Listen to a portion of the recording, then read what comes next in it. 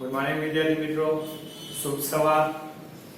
આજે જોઈએ સમય આપણો પસાર થતો જાય છે અને આપણી જે તૈયારી છે એ પણ ચાલતી રહેશે, પણ આ સમયમાં તમે ઘરે રહો, તમારા પરિવાર સાથે ખુશ રહો અને સાથે સાથે કારકિર્દીનું જે 12મું ધોરણ એ તમે પૂરું કરો, અભ્યાસ કરતા રહો એવી આશા રાખું છું। ભગવાનને પ્રાર્થના કરું કે તમે અને તમારું ફેમિલી સ્વસ્થ રહે અને ઘરમાં રહે, સુરક્ષિત રહે। પણ વિદ્યાર્થી મિત્રો, આજે આપણે દરેક એકાઉન્ટ, સ્ટેટ, ઇકો, બીએ એમ આપણા દરેક સબ્જેક્ટની તૈયારી એ રીતના ક્રમિક સમયસર જે રીતના ચાલે એમ તૈયારી કરતા રહેવાનું છે। તો આજે આપણે આ સબ્જેક્ટ એટલે કે બીએ ની અંદર આજે નવો કન્ટેન્ટ શીખવા જઈ રહ્યા છીએ। લાસ્ટ વિડિયોની અંદર તમે ચેપ્ટર 4 જે વ્યવસ્થા તંત્ર છે એની અંદર વ્યવસ્થા તંત્રના પ્રકારોમાંના ત્રણ પ્રકારો ત્રણ પ્રકારોની અંદર તમે વૈદિક વ્યવસ્થા તંત્ર, અવૈદિક વ્યવસ્થા તંત્ર અને શ્રેણિક વ્યવસ્થા તંત્ર શીખ્યા। શ્રેણિક વ્યવસ્થા તંત્ર ખાસ યાદ કરજો, એ વિડિયોની અંદર મેં બધું તમને સમજાવ્યું છે કે શ્રેણિક વ્યવસ્થા તંત્ર એ આધુનિક સમયનું વ્યવસ્થા તંત્ર જેની અંદર પ્રોજેક્ટ માળખું અને કાર્ય અનુસાર વ્યવસ્થા તંત્રનો સમન્વય થયેલો છે। પરંતુ આજે સમયની મર્યાદા એટલે આપણે આજે નવો કન્ટેન્ટ શીખીએ એની વાત કરીએ તો આજે તમારે વ્યવસ્થા તંત્ર જે ચેપ્ટર છે એની અંદર વિકેન્દ્રીકરણ અને કેન્દ્રીકરણ શીખવાનું છે। તો વિદ્યાર્થી મિત્રો, કેન્દ્રીકરણ વિશે તો સમજૂતી બહુ ઓછી છે, પણ વિકેન્દ્રીકરણ એ મહત્વનું છે। પરંતુ વિકેન્દ્રીકરણ એટલે શું? પહેલા એક પ્રશ્ન જુઓ તમને કે અહીંયા આપણો પ્રશ્ન છે વિકેન્દ્રીકરણ એ કઈ બાબતનું છે? તો વિકેન્દ્રીકરણ અને કેન્દ્રીકરણ એ બંને શબ્દો છે ને એ સત્તા અને જવાબદારીના વિભાજનમાંથી ઉદ્ભવે છે।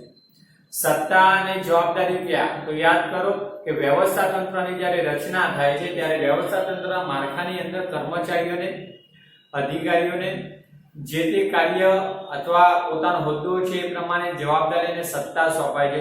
પહેલા એમને કાર્ય સોંપાય, કાર્ય પૂર્ણ કરવાની સત્તા સોંપાય, તો આ સત્તા અને જવાબદારી કઈ રીતના સોંપી એના સંદર્ભમાં કેન્દ્રીકરણ અને વિકેન્દ્રીકરણ ઉદ્ભવે છે।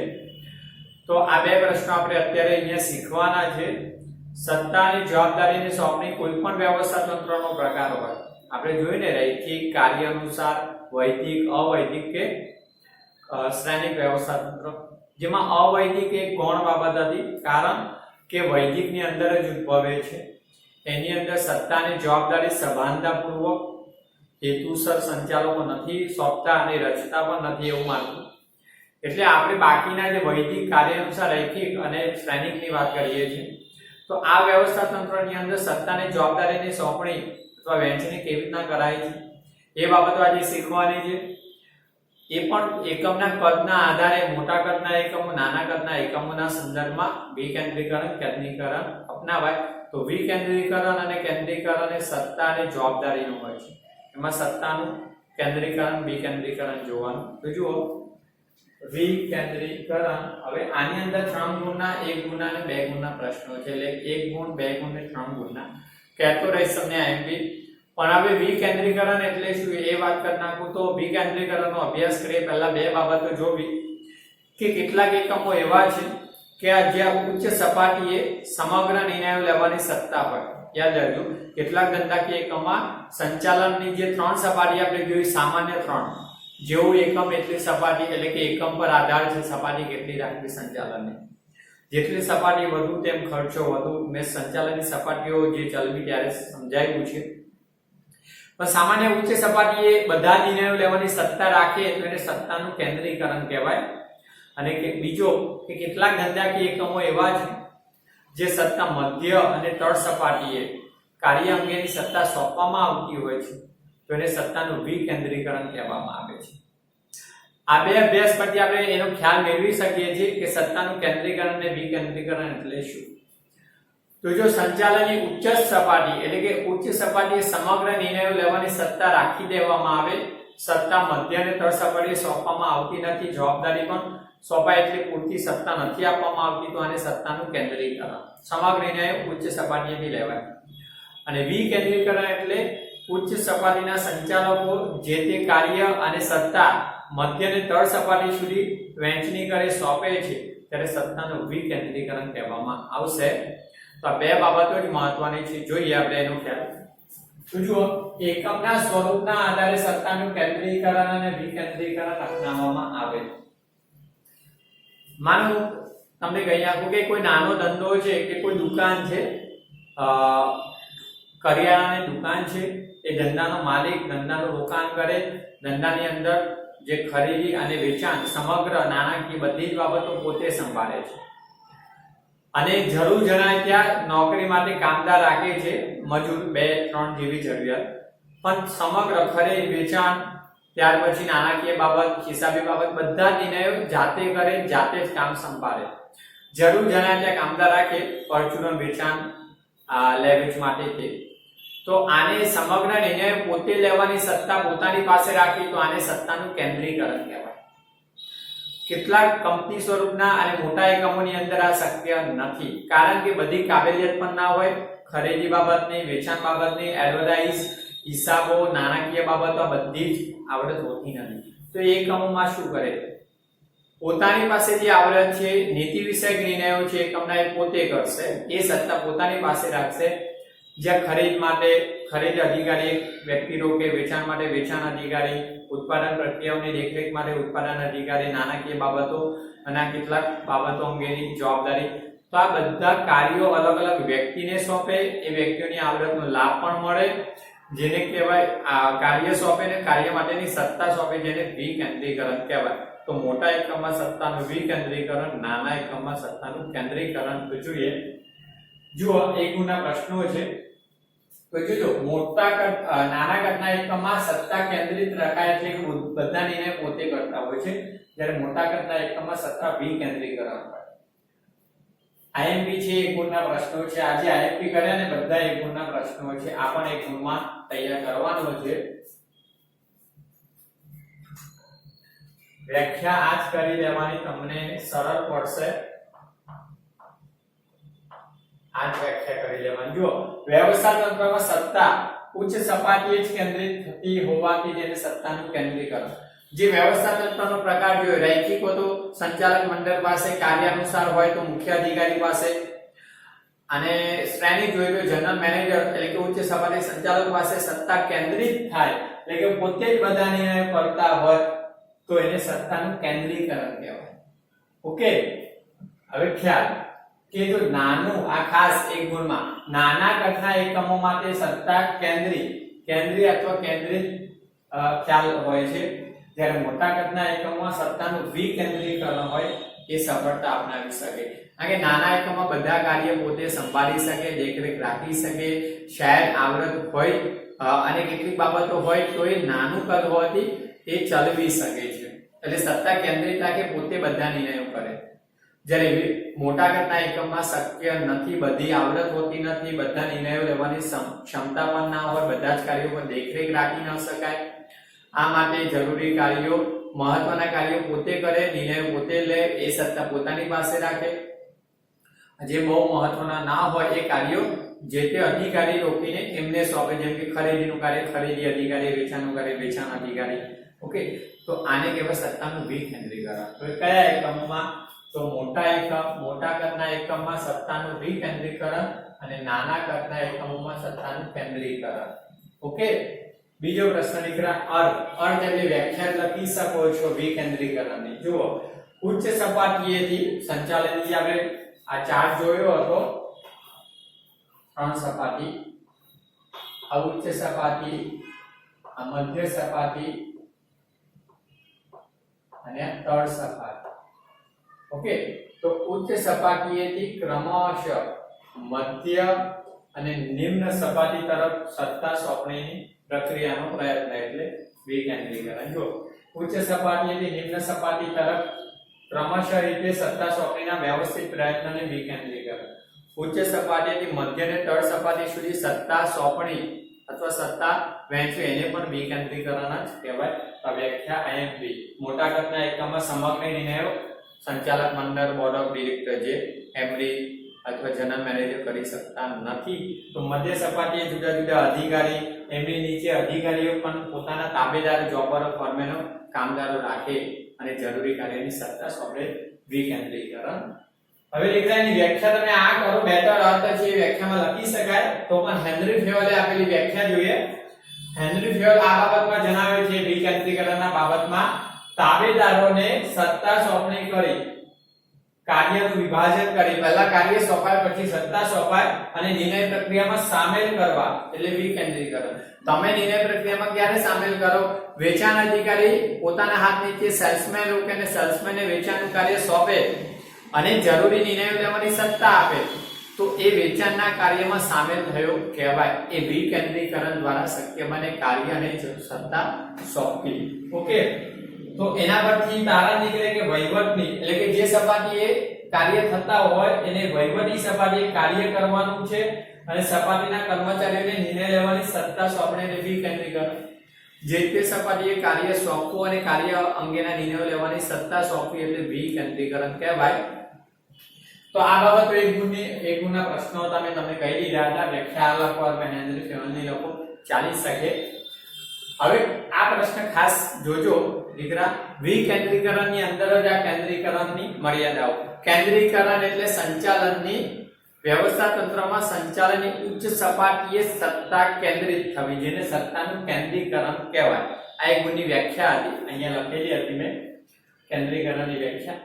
બીજું એનું મર્યાદાઓ ડિટેલમાં નથી સમજાવી, ખાલી બે અથવા એક ગુણ અથવા બે ગુણમાં આવે છે, પૂછાયેલો છે. મોસ્ટ ટાઈમ બી લખો તોય વાંધો નથી, આ પૂછાયેલો પ્રશ્ન છે.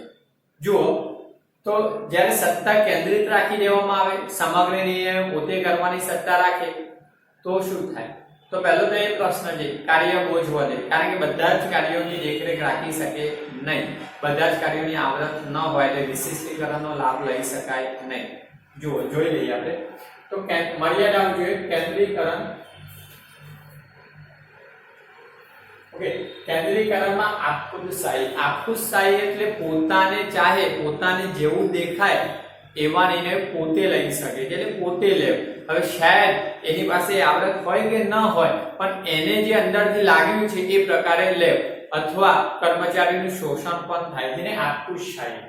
ઓકે, અવૈજ્ઞાનિક નિર્ણયો એટલે કે પોતાની પાસે બધી જ આવડત હોય નહીં અને જાતે દેખરેખ રાખી શકે નહીં તો શું થાય?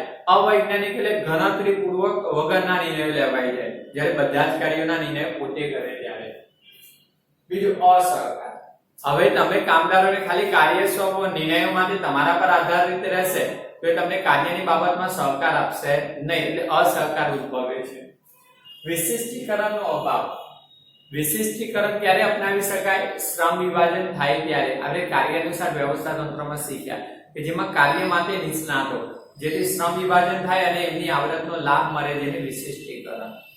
અહીંયા તો સત્તા કેન્દ્રિત રાખેલી હોય છે કેન્દ્રીકરણમાં, એટલે કામદારોને કાર્ય સોંપાતું નથી તો એમની આવડતનો લાભ પૂરેપૂરો મળતો નથી, એટલે વિશિષ્ટીકરણનો અભાવ અથવા વિશિષ્ટીકરણ અપનાવી શકાતું નથી. બીજું અને છેલ્લી વધુ પડતા કાર્યભાર જેવી અનેક મર્યાદાઓ રહેલી છે. વધુ પડતો કાર્યભાર એટલે શું? બધા નિર્ણયો જાતે કરવા જાય, સમગ્ર નિર્ણયો જાતે કરવા જાય, દેખરેખ રાખી શકે નહીં, બધા નિર્ણયો પોતાને કરવાના, કેટલાક કાર્યો રહી જાય, કેટલાક કાર્યો બેવડાય, કેટલાક કાર્યોની બાબતમાં પોતાની પાસે આવડત પણ ના હોય. આ પ્રશ્નો વધુ પડતા કાર્યબોધની સમસ્યાઓ છે. તો આ તમારી મર્યાદાઓ છે કેન્દ્રીકરણની, યાદ કરજો, આઈએમપી છે. બીજું જો સત્તા અને જવાબદારીના યોગ્ય વિભાજન માટે વિકેન્દ્રીકરણનો ખ્યાલ ખૂબ જ પ્રચલિત બન્યો, કારણ કે વિકેન્દ્રીકરણ અને કેન્દ્રીકરણ કઈ બાબતનું છે? સત્તા અને જવાબદારીનું વિભાજન કરવું. સત્તાની જવાબદારી સોંપાય મધ્ય અને તળ સપાટીએ તો વિકેન્દ્રીકરણ, અને સત્તાની જવાબદારી પોતાની પાસે રાખે તો સત્તાનું કેન્દ્રીકરણ. પણ સત્તા અને જવાબદારીનું યોગ્ય વિભાજન થાય એના પર વિકેન્દ્રીકરણનો ખ્યાલ આજે ખૂબ પ્રચલિત બન્યો છે. અને સત્તા અને જવાબદારીનું યોગ્ય, એક રાજમાના બે પલ્લા જેવું છે. જવાબદારી અને સત્તા સરખું હોવું જોઈએ. આના પછીનો સત્તા સોંપણીનો પ્રશ્ન આવે ને એમાં સમજાવું છું 3 પાયામાં. બીજું, સત્તા આજના આધુનિક સમયમાં સત્તાના વિકેન્દ્રીકરણનો ખ્યાલ ખૂબ પ્રચલિત બન્યો છે. કારણ કે એના ફાયદા પણ છે ને, વિશિષ્ટીકરણનો લાભ અપનાવી શકાય એમાં. તો જોઈશું મહત્વમાં. તો વિકેન્દ્રીકરણનો ખ્યાલ આજે મહત્વનો બન્યો છે, પ્રચલિત બન્યો છે. હવે દીકરા વિકેન્દ્રીકરણનું મહત્વ જોઈએ. કેન્દ્રીકરણ વિશે આટલું જ હતું. વિકેન્દ્રીકરણનું મહત્વ 3 ગુણ માટે આઈએમપી એના જે મહત્વના મુદ્દા 6 છે 3 ગુણમાં પૂછાયેલા છે. ઓકે, તો તમે પેપરો ચેક કરજો તો તમને આ પ્રશ્ન મળશે કે પૂછાયેલ છે. તો જો 3 ગુણ માટે આઈએમપી માં પહેલું જોઈએ ત્વરિત નિર્ણયો. તો સત્તાના વિકેન્દ્રીકરણમાં ઉચ્ચ સપાટીની મધ્ય અને તળ સપાટીના કામદારોને જે તે કાર્ય સોંપાય છે. કાર્ય માટેની સત્તા લેવાના નિર્ણયો લેવાની સત્તા અપાય છે, જેથી શું કરે જે તે કાર્ય અંગેના નિર્ણયો કામદારો લઈ શકે, ત્વરિત નિર્ણયો લઈ શકે અને એ કાર્યને અસરકારક રીતે અમલ પણ કરાવી શકે છે. ઓકે, જેથી કાર્ય ઝડપી થાય, ઝડપી નિર્ણયો લઈ શકે. જો તમે કાર્ય અને એ માટેની સત્તા નથી સોંપતા તો નિર્ણયો માટે પોતાના ઉપરી અધિકારી પાસે આધાર રાખવો પડે છે. ઓકે, તો વિકેન્દ્રીકરણમાં આ ફાયદો છે, સત્તા જે તે કામદારોને સોંપવામાં આવે તો ઝડપી નિર્ણયો લઈ શકાય. બીજું, ઉચ્ચ સપાટીના કાર્યભારમાં ઘટાડો. હવે ઉચ્ચ સંચાલકો મહત્વના નિર્ણયો પોતે રાખશે અને ગૌણ કાર્યો ઓછા મહત્વના છે એ માટે જે તે અધિકારીઓ કામદારોને કર્મચારીઓને સોંપે છે કાર્ય અને સત્તા, જેથી ઉચ્ચ સપાટીના સંચાલકો મહત્વની બાબતમાં પૂરેપૂરું ધ્યાન આપી શકે અને જે તે અધિકારીઓ જે તે કાર્ય અંગેના નિર્ણયો લઈ શકે છે, જેથી ઉચ્ચ સંચાલકોના કાર્યબોજમાં ઘટાડો થાય. જો વિકેન્દ્રીકરણ દ્વારા કેટલાક નિર્ણયો મધ્ય અને તળ સપાટી લેવાની સત્તા આપવામાં આવે, જેથી ઉચ્ચ સપાટીના જે સંચાલકો છે એમના કાર્યબોજમાં ઘટાડો થાય છે. ત્રીજું, અભિપ્રેરણમાં વધારો. આ ખાસ અભિપ્રેરણ એટલે પ્રોત્સાહન. આપણે આના પછીના ચેપ્ટરોમાં શીખવાનું આવશે. દોરવણીના જે 4 તત્વો છે એમાં અભિપ્રેરણ પણ વિષય છે ભણવાનું. તો એ દોરવણીનો જ્યારે કન્ટેન્ટ આવશે ત્યારે શીખીશું, પણ અત્યારે જોઈએ અભિપ્રેરણ એટલે પ્રોત્સાહિત કરવા, જે તે બાબતમાં પ્રોત્સાહિત કરવા એટલે અભિપ્રેરણ. હવે કામદારોને જ્યારે વિકેન્દ્રીકરણ અપનાવવામાં આવે, સત્તાને જવાબદારીનું જે તે કાર્ય અને કાર્ય માટેની સત્તા આપી દેવામાં આવે મધ્ય અને તળ સપાટીએ, ત્યારે શું થાય, જે તે કર્મચારી છે એ પોતાના કાર્યના નિર્ણયો લેવાની સત્તા મેળવે છે અને પોતે નિર્ણય લે અને જો સફળ થાય તો એને આત્મશ્રદ્ધા અને આત્મવિશ્વાસ વધે છે. પોતાનો વિશ્વાસ વધે છે કે મેં નિર્ણય લીધો અને હું સફળ થયો. રાઈટ?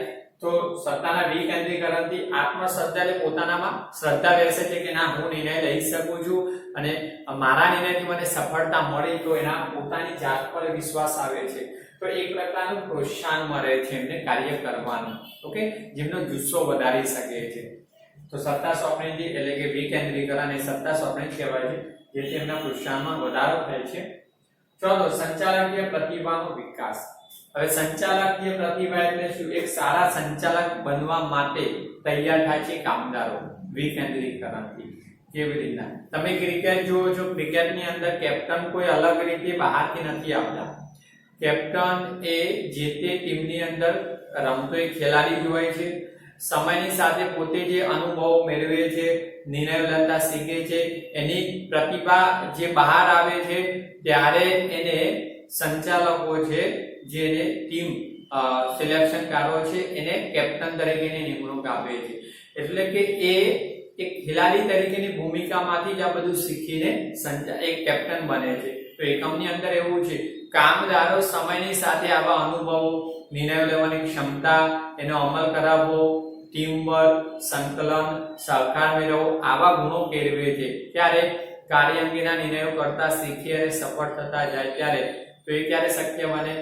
જેમને જે તે કાર્ય માટેની સત્તા સોંપાઈ હોય ત્યારે, એટલે કે વિકેન્દ્રીકરણમાં શક્ય બને, જેથી એક સારા પ્રતિભા એમનામાં ખીલે છે, એક સારા સંચાલક તરીકે ભવિષ્યમાં ઉભરી આવે છે. તો સંચાલકીય પ્રતિભા એટલે જે તે સપાટી મધ્ય અને તળ સપાટીના કામદારોને જ્યારે કાર્ય અંગેની નિર્ણય લેવાની સત્તા સોંપાય ત્યારે પોતાનું કાર્ય પૂરું કરવા માટે પોતે પણ કાર્ય અને જવાબદારી સોંપતા શીખે, કાર્ય પૂરું કરવા માટે સંકલન, એની પર દેખરેખ, અંકુશ અને સફળતા કેળવવી, આવા બધા ગુણોનો વિકાસ થાય તો સમયની સાથે ભવિષ્યમાં સારા સંચાલક તરીકે ઉભરી આવે છે.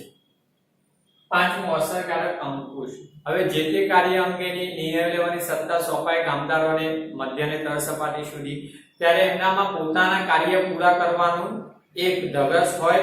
એટલે પોતાના જે કાર્ય બાબતના નિર્ણયો લેવાની સત્તા સોંપાઈ તો પોતે કાર્ય પૂર્ણ કરવા માટે એક અસરકારક અંકુશ આપોઆપ કેળવે છે. એટલે શિક્ષાત્મક પગલાની જોગવાઈ હોય એમાં, એટલે કે એમાં દંડ અને શિક્ષા એવી નથી હોતી, એ પગલાના કારણે એમનામાં અસરકારક અંકુશ આપોઆપ જળવાય છે, સહકારની ભાવનાથી સંકલન જાળવીને કામ કરે, એટલે આપોઆપ અસરકારક અંકુશ કેળવાય જાતે જ. બીજું સંવાદિતાનું સર્જન. હવે સત્તાના વિકેન્દ્રીકરણની અંદર ઉચ્ચ સપાટીથી મધ્ય અને તળ સપાટી સુધી જેમ સત્તા સોંપાય, કાર્ય વહેંચાય, એ રીતના દરેક કામદાર કર્મચારીઓ એકબીજાના સંપર્કમાં આવે, અધિકારીઓ કર્મચારીઓ અને જુદા જુદા જૂથ ટીમ વર્ક બને, એ જૂથ એકબીજાના સંપર્કમાં આવે તો હવે જૂથ ભાવના પેદા થાય છે, જેથી સંકલન પેદા થાય, જેથી એક સંવાદિતાનું સર્જન થાય, શિસ્ત પાલન કેળવાય છે, જે એકમ માટે એક સફળતા કેળવે છે, અવૈધિક માળખું ઉદ્ભવે છે. તો આ સત્તાના વિકેન્દ્રીકરણથી શક્ય બને છે. ઓકે, તો બસ આ રીતના તમારા વિકેન્દ્રીકરણના મહત્વના 6 મુદ્દા હતા. હવે આના પછી આપણે સત્તા સોંપણીનું મહત્વ, સત્તા સોંપણીનો પ્રશ્ન જોઈશું. ઓકે, તો બસ આઈએમપી તૈયાર કરજો, તો તમારી તૈયારી બોર્ડના ઘણા બધા પ્રશ્નો મળી જશે. અહીંયા એક 2 ગુણનો પ્રશ્ન હતો કે સત્તાના વિકેન્દ્રીકરણથી સંચાલકીય પ્રતિભા સંબંધ ગુણોનો વિકાસ થાય છે. તો એ પ્રશ્ન તમને આ મુદ્દામાંથી જ મળે છે. ઓકે, જોઈએ હવે આના પછી સત્તા સોંપણી.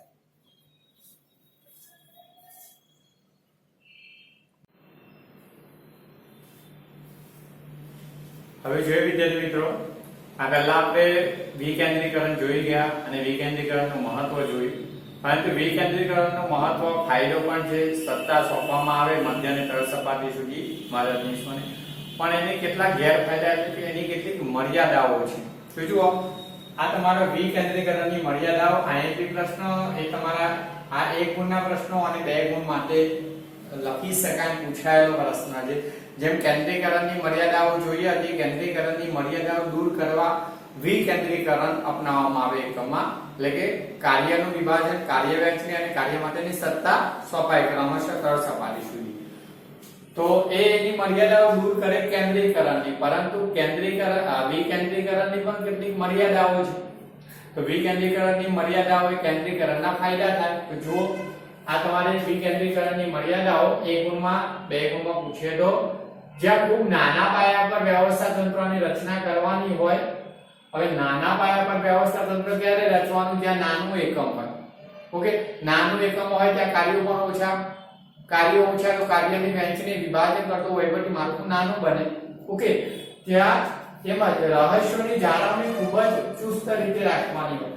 જ્યાં એકમના રહસ્યો જાળવી રાખવાના હોય ત્યાં તેવા સંજોગોમાં વિકેન્દ્રીકરણ અપનાવી શકાય નહીં.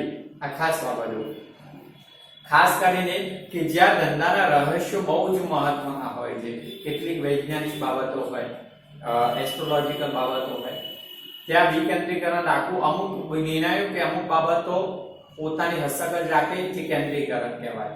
વિકેન્દ્રીકરણથી અપનાવી શકાય નહીં, કારણ કે જો કાર્યો બધા જ કર્મચારીઓ વચ્ચે જૂથ ચર્ચા વિચારણા દરમિયાન લેવાતા હોય અથવા એમની સાથે સંવાદો થતા હોય તો ક્યારેક રહસ્યો ન જળવાય એવું બને વિકેન્દ્રીકરણમાં.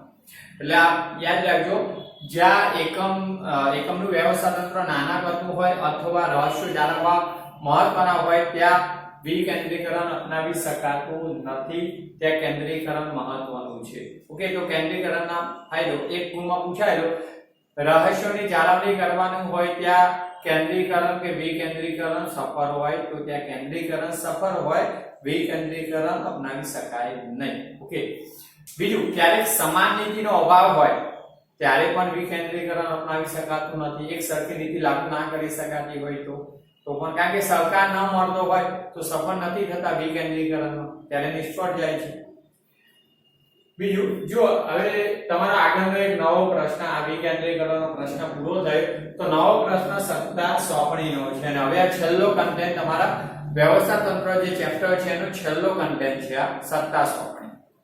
હવે સત્તા સોંપણી એટલે યાદ રાખજો દીકરા, એક વિકેન્દ્રીકરણ જ કહેવાય. વિકેન્દ્રીકરણમાં કેવું હતું કે ઉચ્ચ સપાટીએથી મધ્ય અને તળ સપાટી સુધી મદદનીશોને કાર્યની સોંપણી અને કાર્ય કરવા માટેની જરૂરી સત્તા સોંપવી. તો આ જ બાબત સત્તા સોંપણી જ કહેવાય છે એક પ્રકારની.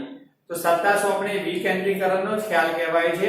હવે એના વિશે તમને આપ્યું છે તો જોઈ લઈએ.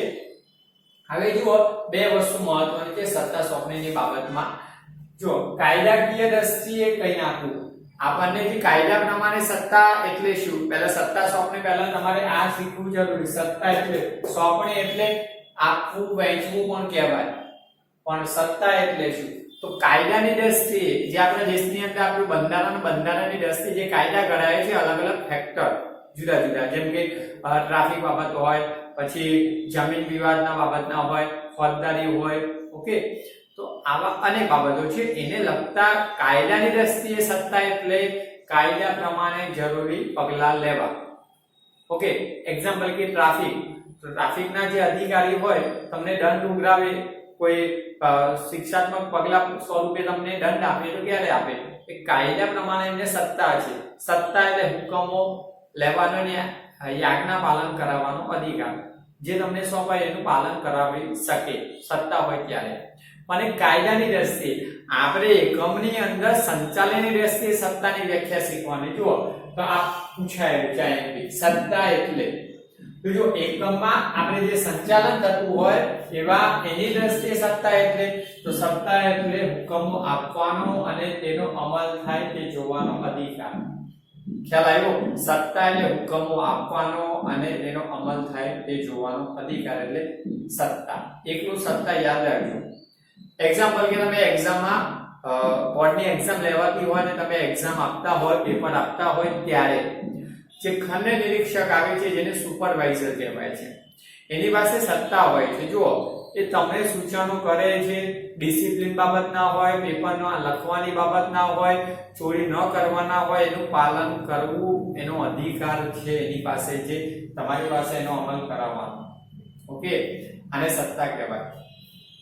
આપણે ધંધાની દ્રષ્ટિએ જોઈએ કોઈ મેનેજર હોય, હવે ઉત્પાદન પ્રક્રિયામાં રોકાયેલો હોય અને એને કોઈ કાર્ય સોંપાયું કે ઉત્પાદનના જે એકમો તૈયાર થાય છે એનું પેકિંગ યોગ્ય થાય છે કે નહીં અને વ્યવસ્થિત એક જગ્યાએ મુકાય છે કે નહીં જોવાનું.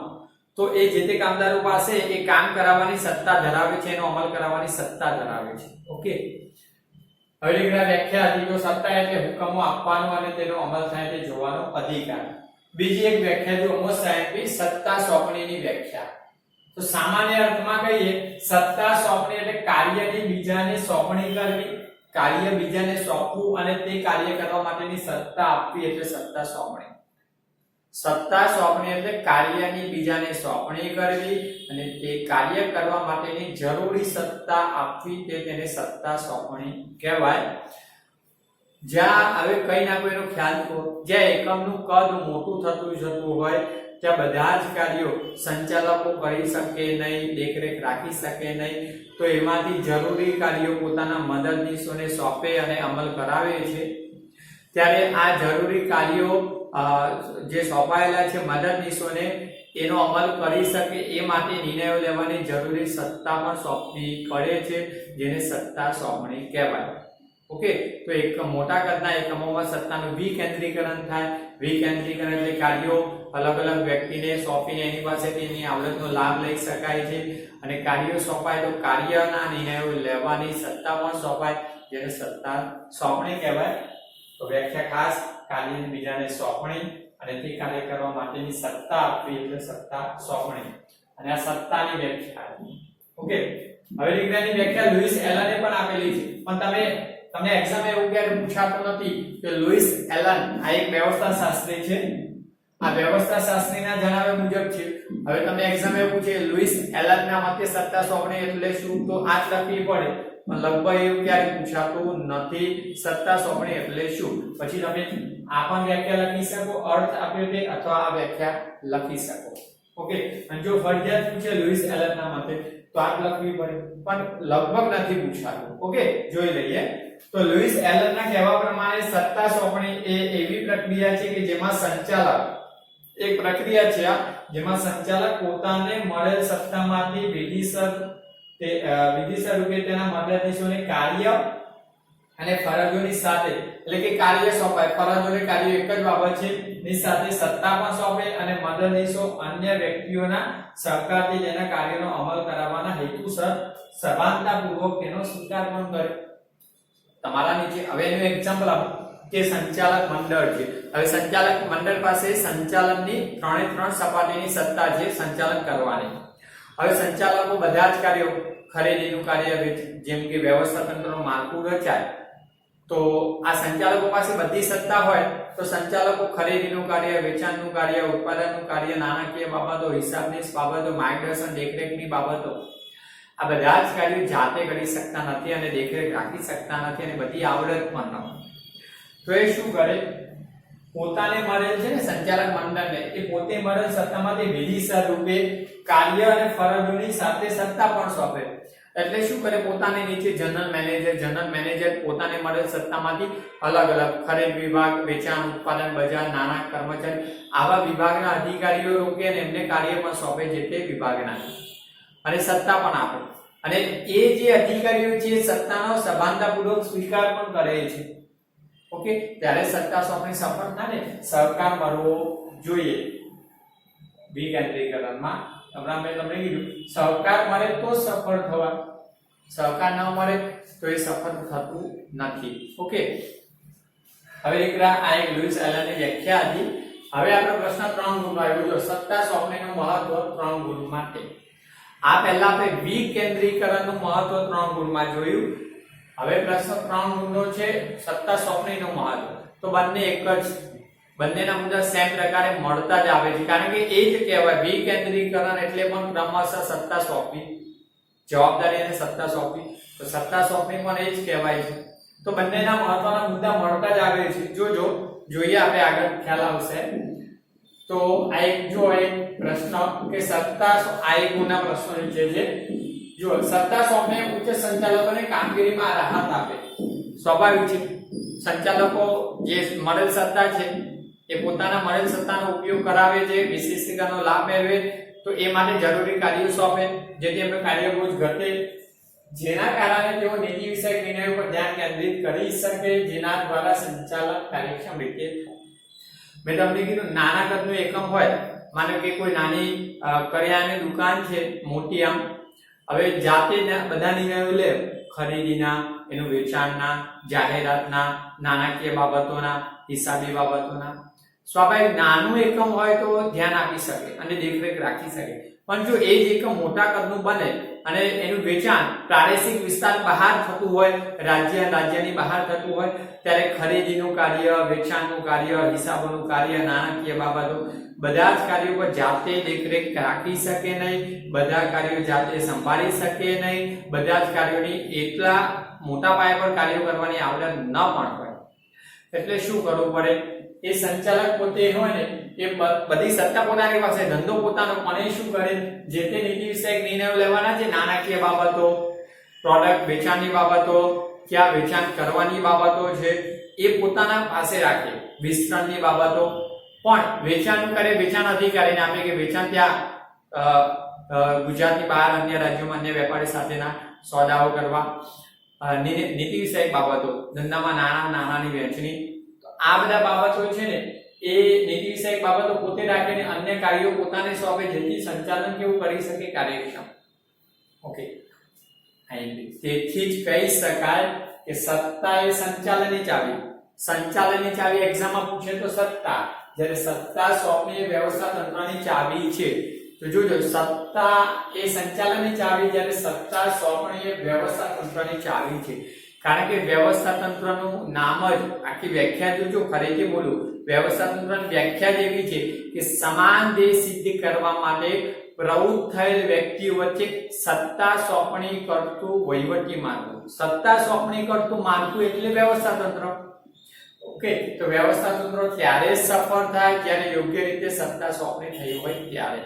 ઓકે, એટલે વ્યવસ્થા તંત્રની ચાવી સત્તા સોંપણી. હવે દીકરા એનું મહત્વ, તો મહત્વના મુદ્દા છે 6. ઓકે, અને આ 6 મુદ્દા એ વિકેન્દ્રીકરણનું જ મહત્વ હતા. જુઓ તો ખ્યાલ આવશે. કાર્યક્ષમ સંચાલન, હમણાં પણ કહી દીધું કે કાર્યક્ષમ સંચાલન ક્યારે કરી શકે. ઉચ્ચ સંચાલકો છે એમને મળેલ સત્તામાંથી જરૂરી કાર્યો મદદનીશોને સોંપે, મદદનીશોને કાર્ય કરવા માટેની સત્તા પણ આપે, જેથી પોતે જે નીતિ વિષયક બાબતો છે એના પર ધ્યાન આપી શકે, એટલે મહત્વના કાર્યોના નિર્ણયો લેવાની સત્તા પોતાની પાસે રાખે, ઓછા મહત્વના કાર્યો અધિકારીઓને સોંપે, જેમ ખરીદીનું, વેચાણનું, દેખરેખનું, તો આ અધિકારીઓને સોંપે, જેથી જે નીતિ વિષયક નિર્ણયો છે સત્તા પોતાની પાસે છે, જેથી કાર્યક્ષમ રીતે નિર્ણયો કરી શકે, ધ્યાન આપી શકે અને નિર્ણયો લઈ શકે, જેથી કાર્યક્ષમ સંચાલન થાય. બધા નિર્ણયો પોતે લેવા જાય, મેં કીધું આવડત ન હોય, નિર્ણય લેવામાં વિલંબ થાય, આવા ઘણા બધા પ્રશ્નો છે, જેથી કાર્યક્ષમ સંચાલન થતું નથી.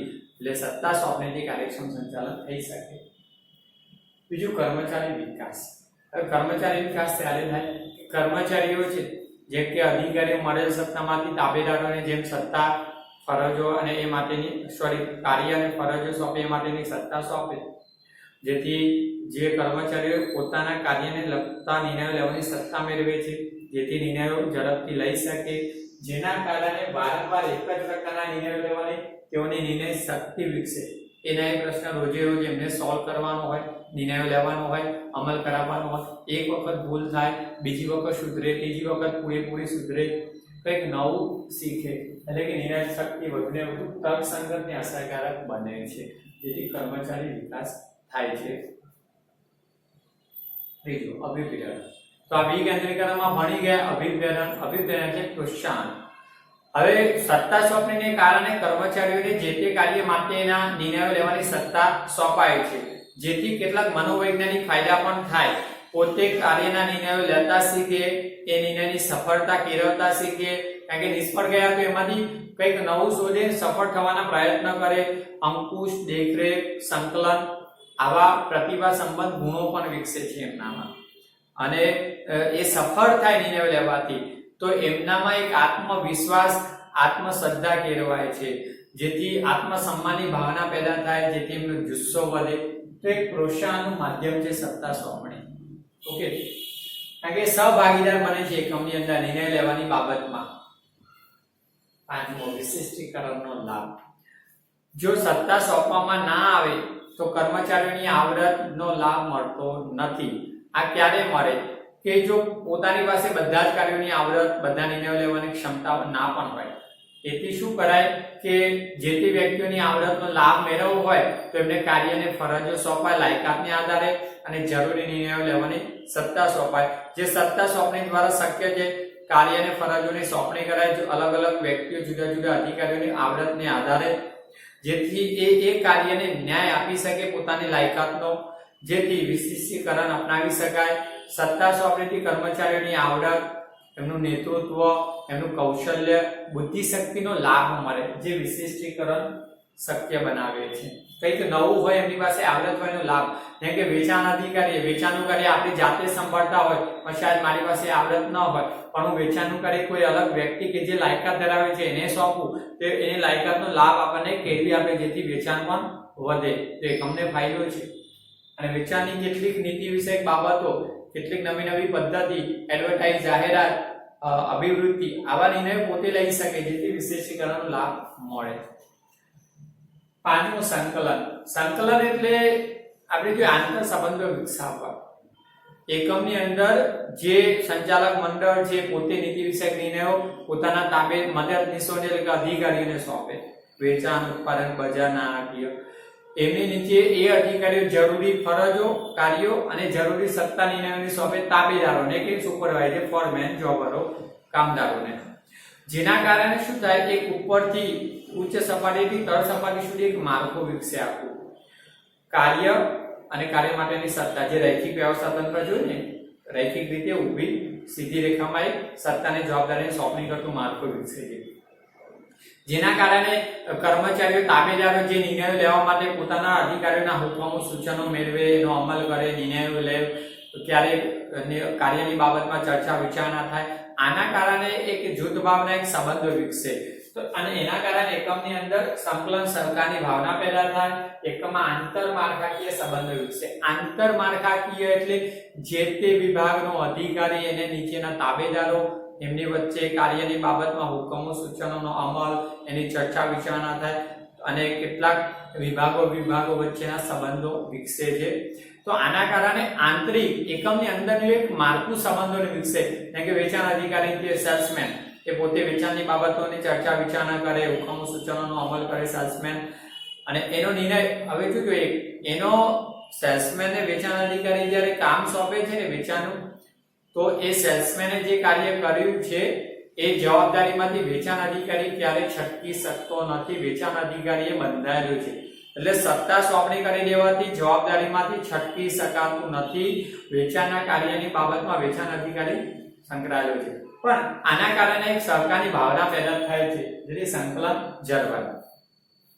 વિસ્તરણની તક. અછલો હવે વિસ્તરણની તક ક્યારે કે જ્યારે ઉચ્ચ સંચાલકો જે તે કાર્ય મદદનીશોને સોંપે, સત્તા સોંપે, જેથી મહત્વના નિર્ણયો પોતે કરી શકે, જેથી ધંધાના વિસ્તરણ અંગેના વિચાર કરી શકે. ક્યારે કે પોતે મહત્વના નિર્ણયો કરે અને એમાં સફળ થાય એટલે એ પોતાના ધંધાના વિસ્તરણના વિચાર કરી શકે. જો બધા જ કાર્યો પોતે કરતા હોય તો કાર્ય બોજ વધે, કંઈક નવો વિચાર લાવવાની ક્ષમતા અથવા નવો વિચાર કરી શકતા નથી. પણ સત્તા સોંપાય, કાર્ય સોંપાય એટલે પોતાની પાસે નીતિ વિષયક નિર્ણય બહુ ઓછા કાર્યો રહે, જેથી ધંધાના વિસ્તરણનો વિચાર કરી શકે અને જેના કારણે એકમના હેતુઓ વધુને વધુ હેતુઓ સિદ્ધ કરી શકાય સત્તા સોંપણીને કારણે. ઓકે, તો આપણે સત્તા સોંપણીનું મહત્વ બસ અહીંયા પૂરું થાય છે. તો ખાસ વિદ્યાર્થી મિત્રો એક પ્રશ્ન મારે કહેવાનો રહી ગયો, એ કહી નાખું કે સત્તા સોંપણી કરવાથી સંચાલકો મદદનીશોને કાર્ય અને સત્તા તો સોંપે છે, પણ એ તાબેદારોએ કે મદદનીશોએ જે કાર્ય કર્યું છે એ કાર્યની જવાબદારીમાંથી જે તે અધિકારી છટકી શકતો નથી. એ બંધાયેલો છે. એ કાર્ય પૂરું થયું, અધૂરું રહ્યું, ખોટું થયું તો એ કાર્ય માટે જે તે અધિકારી બંધાયેલો છે, એને ઉચ્ચ સંચાલકોને એ કાર્ય બાબતનો ખુલાસો કરવો પડે. એટલે કાર્ય માટે જે તે અધિકારી જવાબદાર હોય છે, જેને ઉત્તરદાયિત્વ કહેવાય. ઓકે, એટલે સત્તા સોંપણીથી આપણે જવાબદારીમાંથી છટકી ગયા કાર્ય સોંપીને એ બનતું નથી. તો બસ અહીંયા બે પ્રશ્ન પૂરા થયા, વિકેન્દ્રીકરણ અને સત્તા સોંપણી. તો તૈયાર કરજો, ખાસ આઈએમપી કીધેલા છે, બાબતો પૂછાયેલી છે બોર્ડના પેપરમાં. જોજો તમને પ્રશ્નો બધા મળશે પેપરની અંદર. ઓકે, અને ખાસ હવે આપણે એક પ્રશ્ન બાકી છે, સત્તા સોંપણીના 3 તત્વો છે, ત્રિપાઈ, એ હવે પછીના વિડીયોમાં જોઈશું. એક ખાસ મોસ્ટ આઈએમપી પ્રશ્ન. ઓકે, તો બસ અહીંયા આટલું પૂરું થાય તેને તૈયાર કરજો.